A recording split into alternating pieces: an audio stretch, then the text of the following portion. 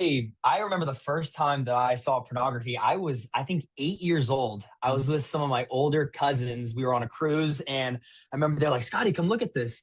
And I saw this, and I was like, "Ooh, I kind of like that, but I probably shouldn't look at that." I Yeah. think I was probably 8 or 9 years old, and at that moment, it didn't become an addiction for me, but it planted a seed in my brain that I was like, "Ooh, I kind of like that."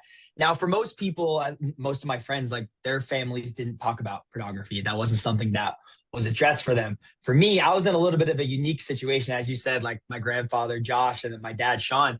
I remember the youngest of age being in these talks with thousands of people. And my grandpa would be talking about the effects of pornography. Wow. And I remember sitting there being like, man, little does he know that his own grandson is addicted to porn. Little does he know that his own son is addicted to porn. And so that honestly, it infested a lot of pride in myself Mm. that I could never say anything. That I would bring shame to the McDowell Nate if I ever confessed that I was watching pornography. Now, when I look back, I think my addiction to pornography really started my eighth grade year, freshman year in high school, when I got a phone and had a little bit more freedom.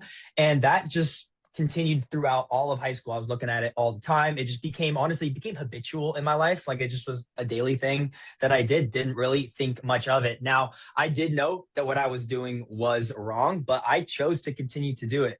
And I believed a lot of the lies that I think you guys talk about here, that you can quit whenever. Like I thought, oh my gosh, 100%. When I get married someday, I can quit.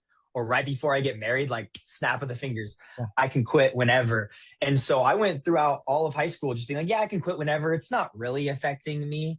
And I look back and that was about the biggest lie that the devil was trying to have me believe, is that it Totally. wasn't affecting me. And so I went throughout all of high school and I didn't tell a soul. You would have, if anybody asked me, I actually remember many people would ask me, oh, you struggling with porn? I remember a mentor of mine asked me, looked him straight in the face, was like, nah, that's not me. Like, don't worry. Mm. That's not something that I struggle with. And it wasn't until, so after high school, I went and played for school in Missouri. And we went on a little retreat as a team just up in the mountains, and we were not really mountains, but this little like campsite. And I remember our coach was like sharing his story about he had lost his family because of porn. And I Mm. remember sitting around the fire with a bunch of guys. We are kind of just like looking down. Wow. And I remember thinking, that can't be me. Wow. I remember thinking, that cannot be me. But now in that moment, I still was like, no way am I saying anything, right? I can work on this behind closed doors. Totally. And that was the first, the first lie that I believed, is that, okay, I can stop, I can quit now. But that's not really affecting me. Yeah. And it wasn't until I tried to stop on my own, I was like, okay, I'm going to stop now. I'm going to stop doing it. And I'd go like a week or two, and then I'd fall again. Week or two, I would fall again. And it got to a point where I'm like, what am I doing with my life? Like, what am I doing with my life?